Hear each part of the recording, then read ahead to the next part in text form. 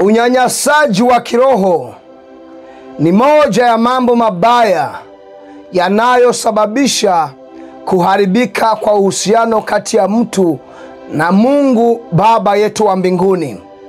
Au unyanyasaji wa kiroho, kama unapenda mpendwa, unaweza kusema kwamba ni moja ya mambo mabaya yanayosababisha kuharibika kwa uhusiano kati ya mwanadamu na mkombozi wetu Yesu Kristo.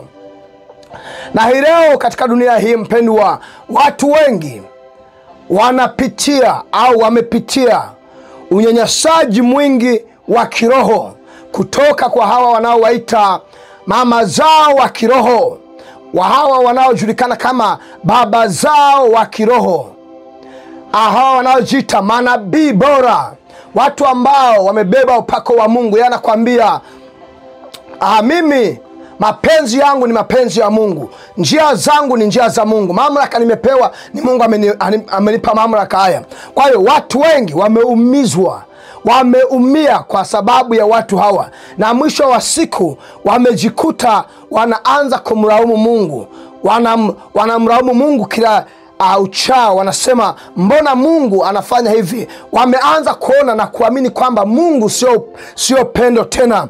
Wanaona kwamba Mungu ni mnyanyasaji. Baada ya kusema hawa watu ndio wanyanyasaji, na wewe unaweza kuwa ni mmoja ambaye uko kwenye hali hii na haujitambui, unanyanyaswa kiroho, bado unaona kwamba ni sawa tu, maana huyo mtu ameshakuaminisha kwamba yeye ni mtu fulani ambaye amebeba upako kuliko watu wengine. Kwa hiyo anachokisema, anachokifanya, lazima wewe utii na ufuate na utende na ufanye vile anavyoamurisha mtu huyo. Na ndio maana nakuletea ujumbe huu mpendwa, na usisahau kuwapa watu wengine ujumbe huu, maana ni watu wengi, hata hii leo naongea au nahubiri ujumbe huu, ni watu wengi ambao wanapitia hali hii ya unyanyasaji wa kiroho. Ninakusalimu katika jina la Bwana wetu Yesu Kristo, na pia nakushukuru sana ndugu na wewe mtazamaji unaitegea sikio katika siku ya leo, kwa kuwa umechukua muda wako kuweza kusikiliza maneno haya na unaendelea kusambaza ujumbe huu ili kwamba upate kuwafikia watu wengi sana.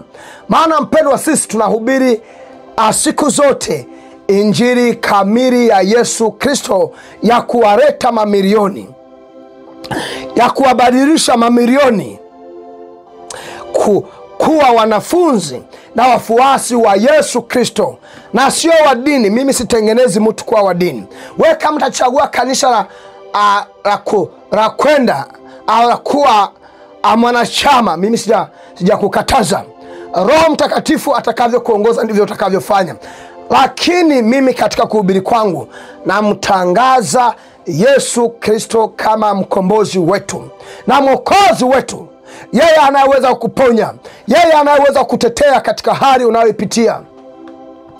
Asijui ni magumu gani unayopitia, asijui ni mateso gani unayopitia, sijui ni manyanyaso gani unayopitia katika maisha haya.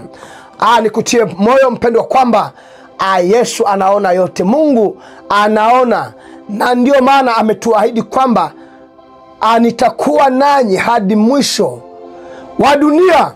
Kwa hiyo sio kwamba kwa kuwa hamuoni physically, yani hamuoni Yesu macho kwa macho katika hali ya mwili, kwamba hayupo amekaa mbali na wewe. Hapana, Mungu siku zote yupo karibu na wewe kuliko ulimi wako na mdomo mpendwa. Maana singekuwa hivyo, wewe ungekuwa katika hali mbaya kuliko vile wewe unavyodhani. Mpendwa, katika siku ya leo nimependa tuongelee jambo moja, na ninaamini kabisa kwamba hili jambo limeathiri sana mahusiano ya watu wengi na Mungu wetu wa mbinguni. Na isitoshe, inawezekana wewe ni mmoja kati ya watu hawa ambao tayari wameshapitia hali hii, au labda unapitia katika hali hii ambayo ni manyanyaso ya kiroho au unyanyasaji wa kiroho. Kwa hiyo katika siku ya leo tunaenda kuongea juu ya chanzo au sababu kuu ya unyanyasaji wa kiroho. Ni kwa nini watu wengi wanajikuta katika hali ya kunyanyaswa kiroho? Yani ninaposema kunyanyaswa kiroho ni kwamba wewe umeona ni mtumishi fulani.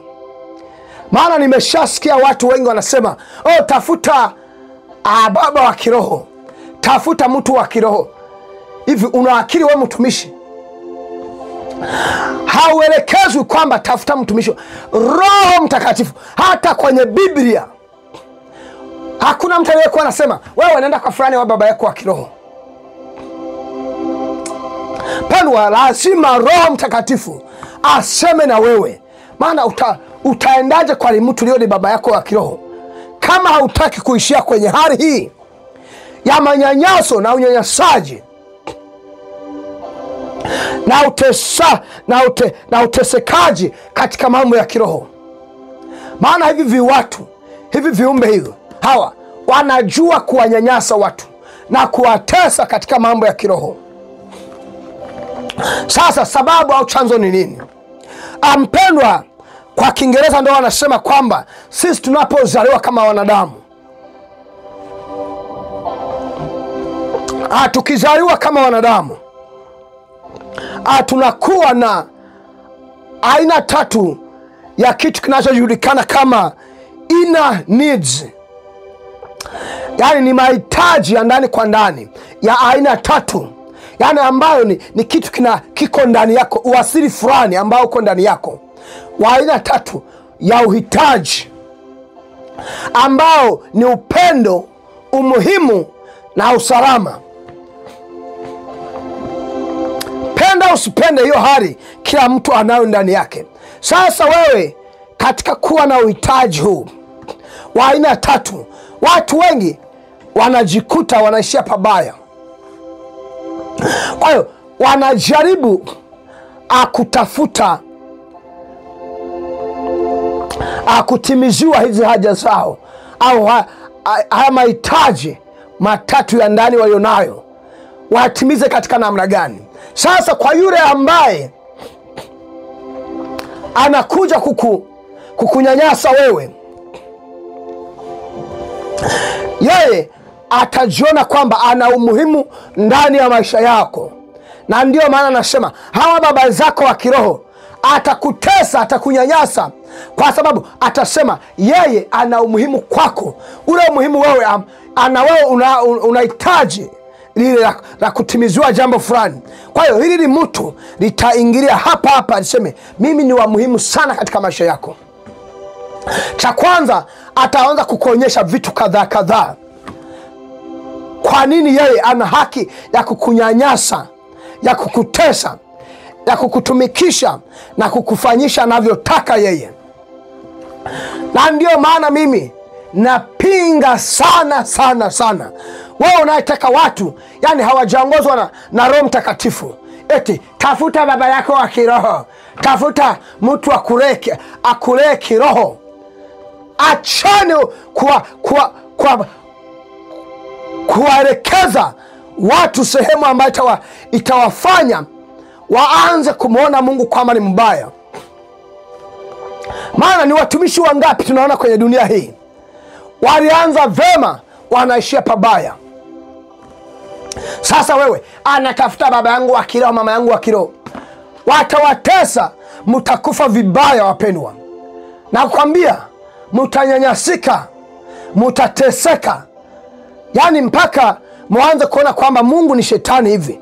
Ushana mtu anaanza kumlaumu Mungu kwa kila jambo baya au maumivu, mateso, manyanyaso amepitia.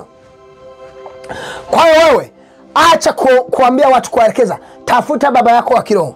Hawa watu nimesema sisi kama tunavyozaliwa kama wanadamu, kama alivyosema mpendwa, we have 3 inner needs.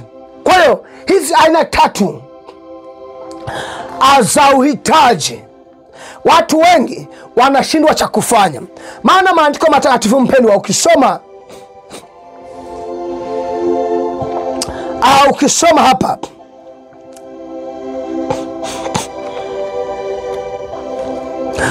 ukisoma katika Wafilipi 4, Wafilipi 4,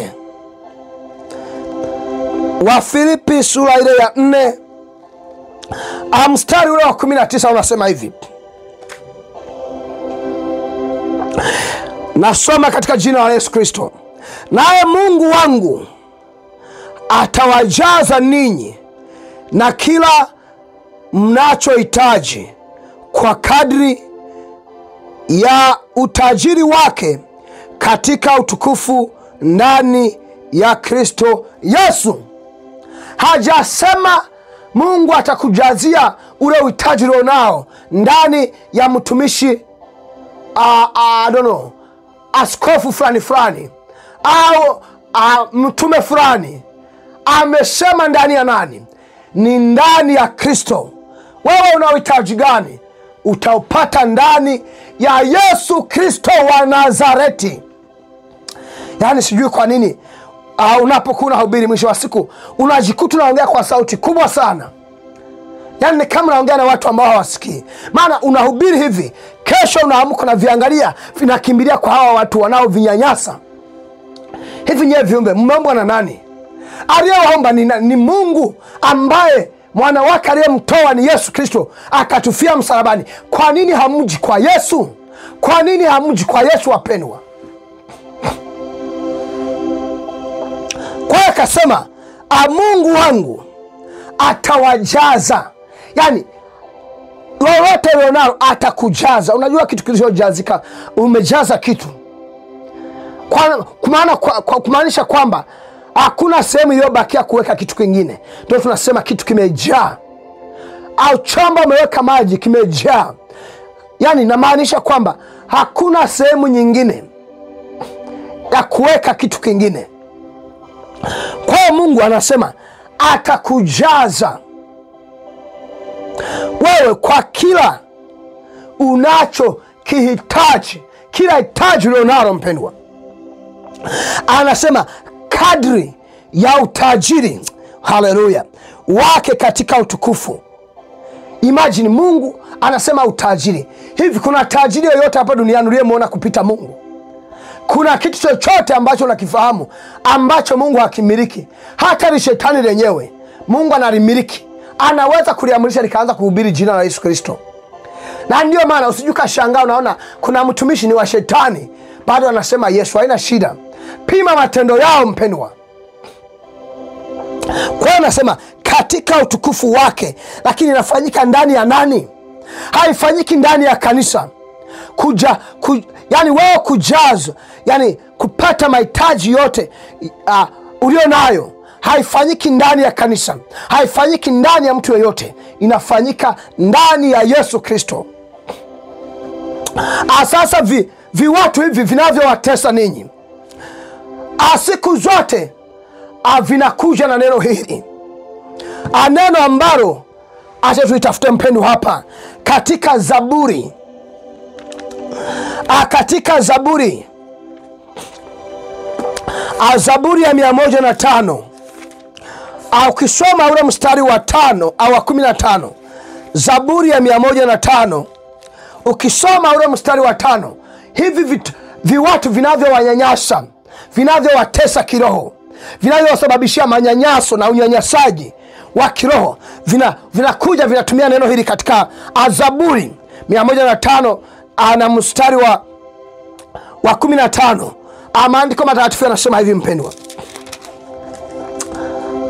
Anasema hivi, akisema, vinasema hivi kwamba Mungu akisema hivi, akisema msiwaguse masihi wangu wala msiwadhuru nabii zangu.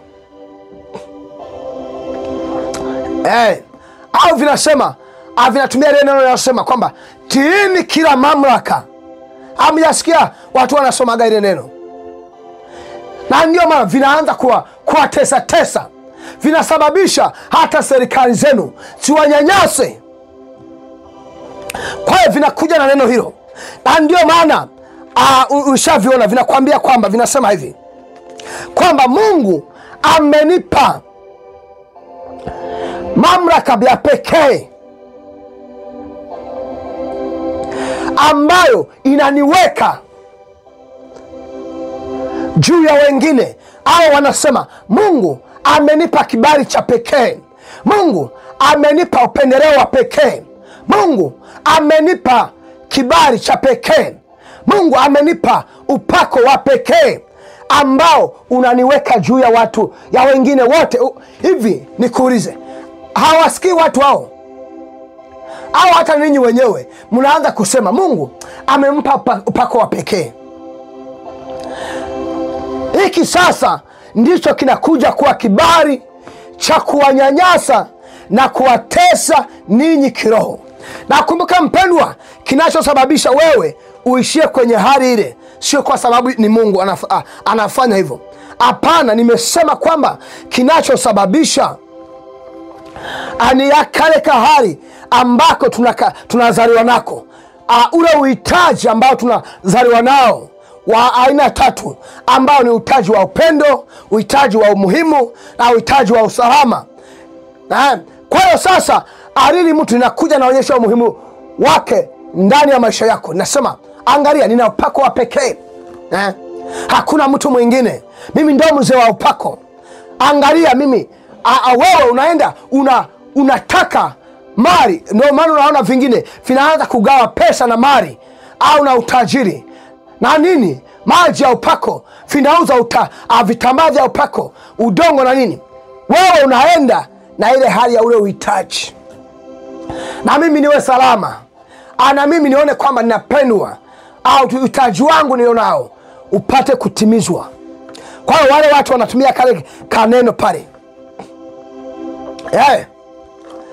kinasema kile kijamaa, kama maandiko matakatifu yanasema, msiwaguse masihi, msiwaguse watumishi wangu, wala msiwafanye baya manabii wangu. Atii kila mamlaka. Mimi ni mtumishi wa Mungu, utashindwaje kunitii? Mimi niko juu yenu. Listen, asikiliza, fuata. Labda nili askofu, labda ni mchungaji kiongozi, labda ni mzee wa kanisa, labda ni sijui awe ni mama mchungaji, au baba sijui baba yenu wa kiroho, awe ni nani. Anaona yeye ana mamlaka zote, akisema wewe kaa kimya. Na ndio maana nataka wewe ujiulize katika dunia hii, je, wewe hawa watu wa kiroho, hawa watu ambao wana ushawishi mkubwa wa kiroho, au wana mamlaka, au wana nguvu katika, au wana vyeo katika mambo ya kiroho, je, ni lazima au ni jambo la maana watu hawa tuwashikilie, yani wawe accountable kwa matendo yao? Je, ni jambo zuri kuuliza swali kanisani, ujiulize maswali hayo?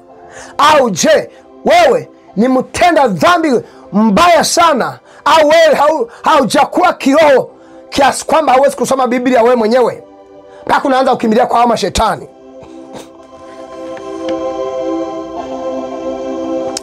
Au je, ni vema wewe kurudi kwenye kanisa ambalo walikufanyia manyanyaso? Jiulize maswali hayo mpendwa. Unajua watu wengi wamenyanyasika kwenye kanisa fulani,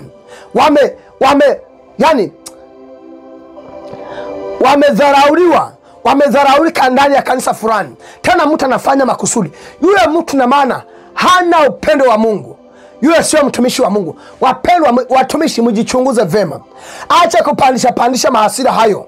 Mungu angekuwa na hasira kama ulionayo wewe, angekuwa ameshakumaliza wewe wa kwanza kabisa, maana una roho mbaya kweli kuliko shetani. Tunaongelea chanzo na sababu kuu ya unyanyasaji wa kiroho. Ni wengi wameumia, na wewe inawezekana ni mmoja hawa watu ambao wameumizwa kiroho. Katika siku ya leo, napenda nikutie moyo kwamba mpendwa, au usimruhusu shetani afurahie juu ya wewe akuanguka, kwa sababu uliteswa, ulinyanyaswa kiroho, ukaanza kumkataa Mungu kwa namna zote na hali zote. Ushaona watu wanamkataa Yesu mpaka wangemuona labda wangempiga hata ngumi ya usoni. Lakini mpendwa, nikuibie siri, hauwezi kumgusa Yesu. Hauwezi kumgusa Yesu mpendwa. Labda yeye pekee aseme gusa hapa, ona pale walipopiga ile misumari. Kwa hiyo mpendwa, hivi viwatu ni vibaya sana. Mpaka nakwambia hivi, yani mimi kwa sababu na upako wa pekee nahitaji heshima za kipekee, na nastahili kuchukuliwa kwa namna ya kipekee. Ndio maana siku hizi unaona eti anakuja mtu wa Mungu, watu wamepiga magoti. Yani wewe unaangalia vizuri, mavideo ni mengi mitandaoni, watu baba wanapiga makofi, wamechuchumaa, yani respect kubwa sana. Unawatazama, unasema kweli Mungu atuhurumie. Yani unashindwa kuelewa, kweli huyu ni mtu ambaye ana watoto amezaa, baba mzima amepiga magoti, eti mwanaume mwingine napita eti ni nabii wa Mungu, eti ni baba yao wa kiroho. Mtu anakutabiria mpaka anakuambia achana na mke wako afu ninamuoa. Anakuambia achana na mume wako afu ninakuoa. Unasema hivi, wapendwa, mna akili kweli timamu? Kwa hiyo ninakwambia mimi nastahili heshima za kipekee. Nahitaji treatment za special. Anakuambia nina mamlaka zaidi. Ushasikia wale wachungaji wale au wale maaskofu wale, anasema nina mamlaka zaidi ya wewe. Kumbuka hapa nimewekwa na Mungu. Unawekwa na Mungu, mbona wewe sio mnyenyekevu? Mbona wewe sio mnyenyekevu? Na ndio vinasema kwamba mapenzi yangu, yani kile mimi ninachokisema, ninachokitaka mimi, ndio mapenzi ya Mungu. Anakwambia ninayafahamu mapenzi ya Mungu kuliko mtu mwingine. Haujasikia watu hao? Anakwambia nayajua, nayafahamu mapenzi ya Mungu kuliko mtu mwingine. Hawa watu ndio wanaishia kuwatesa na kuwanyanyasa na kuwafanyia maovu ya kila namna, wapendwa. Kwa hiyo anasema nahitaji utii wenu. Nahitaji utii wenu. Hivi haya ninayoyasema, wapendwa, hamuyaoni hapa mitandaoni hapa? Hamuoni video ambazo zinakuwa zinaonyesha watu wanateseka? Yani watu wanamekuwa kama misukure. Kwa sababu ya nini? Wewe unadhani kuwa pale kwa yule mtu ndio unakuwa mwenye thamani, umefuata mtu wa value. Wapendwa, hatufuati. Mimi sikuiti wewe mwanafunzi wangu. Wapendwa, nawaelekeza kwa Yesu. Kama kweli unaniona na mhubiri Yesu Kristo na asijapotoka, hauna budi basi kunifollow. Lakini kama unaona naongea pumba, mambo ya kujigamba, ya kujisifu, ya kuwa mwenye upako kuliko mtu mwingine, anatoa mapepo sijui nani, pendwa, wewe kimbia, nenda kwa Yesu. Tafuta Yesu, anapatikana. Wanakwambia njia zangu, yani nalo yaamuru mimi, ninachokisema mimi ni Mungu mwenyewe. Kwa hiyo lazima mtii. Kwa hiyo usiniulize swali. Yani wanakwambia ninachofanya nisiulizwe. Hakuna no question. Watu hawa wanao wa abuse hao, wapo wanao fanya mambo kama haya, lakini bado mnafuata, bado mnawategea sikio, bado mnawatii. Wapendwa, kweli Mungu atuhurumie. Na wewe unanyanyasa watu katika jina la Yesu Kristo, kadiri Mungu aishivyo, usipate amani kwenye maisha yako, na Mungu akuaibishe katika jina la Yesu Kristo.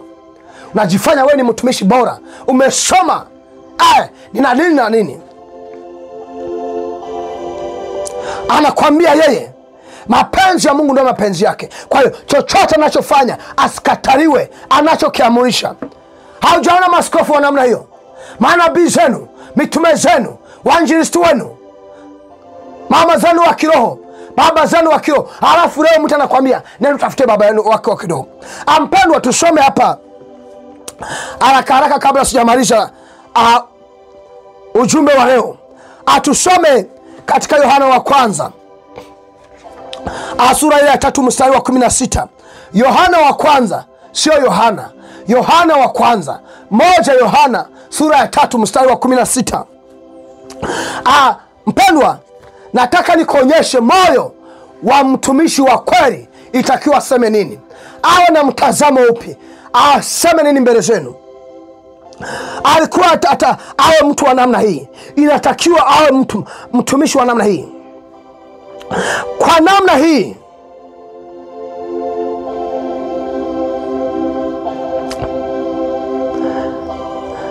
twaweza kulijua pendo la Mungu, kwa sababu Yesu Kristo aliutoa uhai wake kwa ajili yetu, nasi imetupasa kutoa uhai kwa ajili ya hao ndugu. Kwa hiyo mtumishi wa kweli yuko tayari kutoa uhai wake kwa ajili ya ninyi.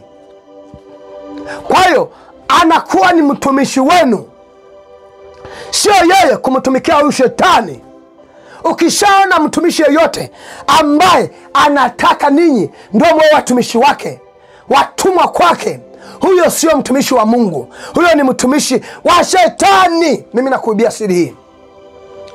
Nasema hivi, mtumishi yeyote ambaye hajatambui neno hili ambalo nimesoma katika Yohana wa kwanza, Yohana wa kwanza sura ya 3 na mstari wa 16, kwamba yani kama vile Yesu alivyoutoa uhai wake, mtumishi yeyote wa kweli lazima awe tayari kutoa uhai wake kwa ajili ya ndugu hawa ambao anawaongoza, na sio lenyewe kuwapiga hovyo na kuwatesa kiroho kama hawa wanavyowatesa. Yani lenyewe yani ukifanya kitu tukiuliza swali wanakuambia wewe yani hautii, wewe ni sijui ni wanamna gani, wewe hivi na hivi. Hao sio watumishi wa kweli, mpendwa.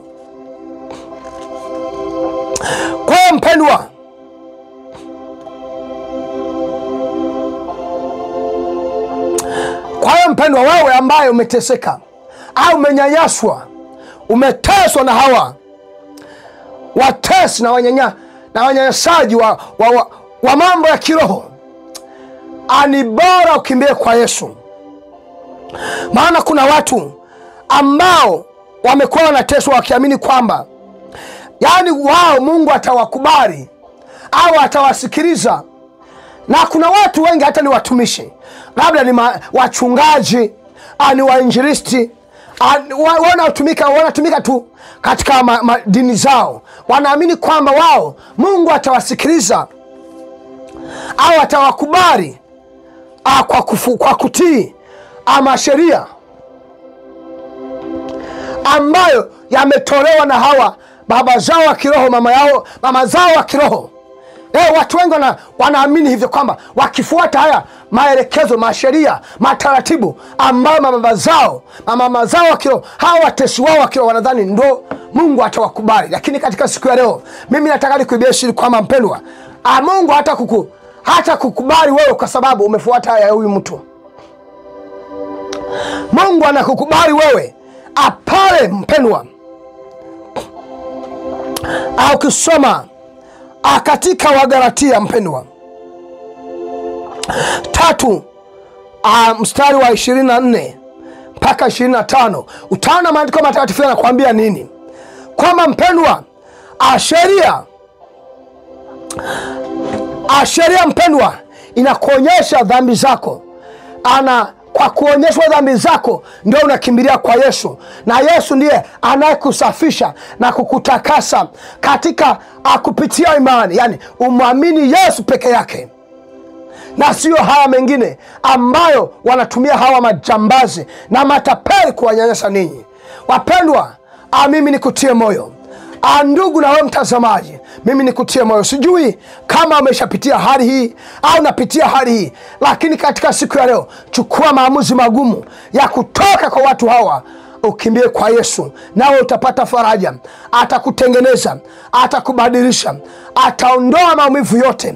Umwambie maumivu ambayo umeyapitia, mateso ambayo umeyapitia, na kuhakikishia kwamba atakutengeneza vizuri. Na utaona kwamba Mungu ni pendo, Mungu ni mwaminifu, Mungu sio manyanyaso hayo ambayo umepitia. Huyu alikuwa ni shetani, huyu alikuwa ni mtumishi wa shetani na sio mtumishi wa Mungu aliye hai. Bado niamini kwamba ujumbe huu umekubariki, na usisahau kuwapa watu wengine ili kwamba na wao wapate kuepuka maovu haya ambayo yanaendelea katika dunia hii. Pendwa, ninakushukuru sana kwa kupokea maneno haya, nami nakutamkia baraka katika jina la Baba na la Mwana na Roho Mtakatifu. Amina.